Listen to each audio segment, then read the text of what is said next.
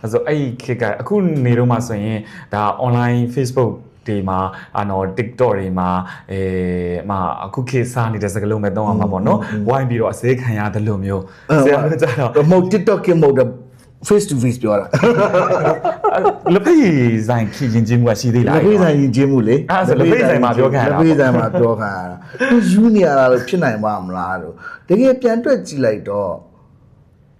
ကိုယ့်တွေ့လေအကျိုးမြတ်ရှိတယ်ဒါပေမဲ့အဲ့တော့ကတွေးတဲ့အတွေ့တောင်းသားပေါ်ကနေပတ်စံယူမယ်လို့တခါမတွေးဘူးကိုတွေးတဲ့အတွေ့ကဒီဘက်ကပဲယူမယ်လို့တွေးတယ်ဒီဘက်ကတတိယလည်းပဲကိုအဖေလိုဖြစ်နေတတိယလည်းပဲသူကပြောတာမင်းကရှော့ကိုင်းကပြင်မှာအဲ့ဒီခေတ်ကစရကျွန်တော်မှတ်ရ10တောင်းတယောက်ကို10တောင်းရတာပြန်စင်းသားမြန်မာငွေနဲ့ပျော်စရာကြီးလေနော်ဟုတ်ကိုကျွန်တော်လည်းသိတော့သိတယ်အဲ့ဒါတော့ကျောင်းသားဒီကျောင်းမဆိုအဲ့ဒါစနစ်ပဲဆိုတော့ဒီနိုင်ငံစနစ်ရဆိုရင်ကျောင်းသားလိုချင်တယ်ကျောင်းတွေဘက်ကဒီကျင်းဆိုင်ရှော့ကနေလူမိတ်ဆက်တဲ့ဒီလိုတန်းသွားပြီးတော့ကျောင်းသားရလာရင်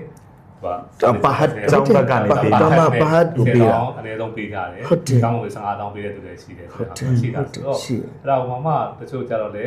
ကျောင်းဘက်ကလည်းရတယ်ကျောင်းသားဘက်ကလည်း service charges ကိုယူတယ်ပုံမှန်ယူရမယ့်ဟာထပ်ကိုလည်း plus ထပ်ပြီးတော့ယူတာမျိုးတွေလုပ်တဲ့အခါမှာနှစ်သီးစားတွေဖြစ်ပြီးတော့ဖောင်းပွားကုန်တာဖြစ်ပြီးတော့ဈေးကကုန်ကြတဲ့နဲ့ကုန်ကြစိတ်တဲ့နှစ်ဆဖြစ်သွားတယ်ဆိုတဲ့သဘောပေါ့နော်ပေါ့နော်ဆိုတော့ကိုကတကယ်လုတ်ကြည့်တဲ့အချိန်မှာကိုလည်းပဲ10တောင်းရတဲ့အပြင်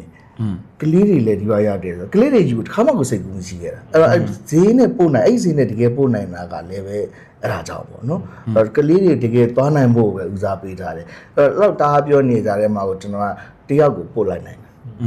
ပထမဆုံးတယောက်ကိုမန်လေးရပဲ USA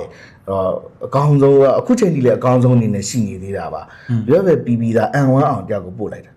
တော့ပတ်သက်ဘာမှမပြောစရာမရှိတာအဲ့တော့အကြောင်းကလည်းပဲသူလူမျိုးလိုချင်တာဆိုတဲ့အချိန်မှာအဲ့ဒီ UFA asset နဲ့တစ်နှစ်အတွင်းမှာကိုကျွန်တော်အဲ့တော့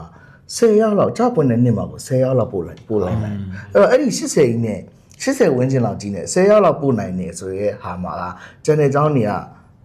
တခါတည်းဈေးကိုမချလို့ကိုမရတော့တန်းတယ်သူကြတာဈေးအဲ့တော့ဈေးကွက်ဖြစ်တယ်လို့တော့ဖြစ်သွားတာပေါ့နော်လူရင်းကတော့ဈေးကွက်ဖြစ်ချင်တာမဟုတ်ဘူးဒီလူဒန်းသားအကုန်လုံးကိုဂျပန်ကိုလွယ်ကူကူနဲ့ရောက်သွားစေချင်တဲ့ရည်ရွယ်ချက်ပါအကုန်မလုပ်လေတော့ तू ကဒီနေ့ open ဖြစ်လာတာဆိုတော့လေတိပါပဲဆိုတော့ဆိုတော့ဒါပေမဲ့